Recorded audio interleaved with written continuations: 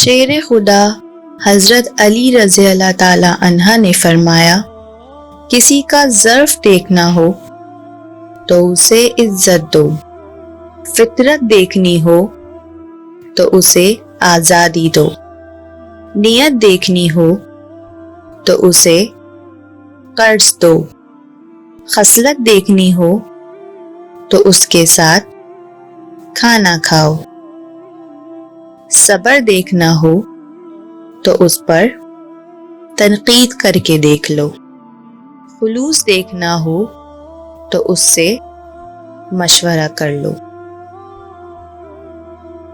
کسی کو اس کی ذات اور لباس کی وجہ سے حقیر نہ جانو، کیونکہ تمہیں دینے والا اور اسے دینے والا ایک ہی اللہ ہے، وہ اسے عطا بھی کر سکتا ہے اور آپ سے لے بھی سکتا ہے۔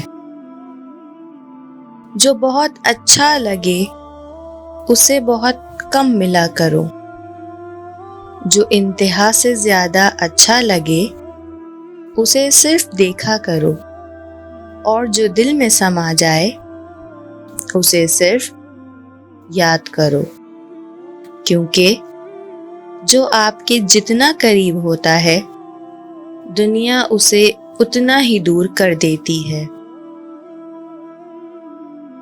صرف پیسے کا ہونا رزق نہیں ہے، نیک اولاد، اچھا رزق اور مخلص دوست بھی رزق میں شامل ہیں۔ برے انسان کی صحبت سے پرہیز کرو، کیونکہ وہ تلوار کی طرح ہے، دیکھنے میں خوبصورت اور اثر میں خطرناک ہے۔ آخری زمانے کے لوگ بھیڑیے ہوں گے اور حکمران درندے، درمیانی طبقہ کھا پی کر مست رہنے والا اور فقیر نادر بالکل مردہ۔ سچائی دب جائے گی، جھوٹ ابھر آئے گا، محبت صرف زبانوں تک محدود رہے گی اور لوگ دلوں میں ایک دوسرے سے کشیدہ رہیں گے۔ عفت و پاک دامنی نرالی سمجھی جائے گی اور اسلام کا لبادہ پوستین کی طرح الٹا اوڑھا جائے گا۔ کسی کو تم دل سے چاہو اور وہ تمہاری قدر نہ کرے تو یہ اس کی بدقسمتی ہے، تمہاری نہیں۔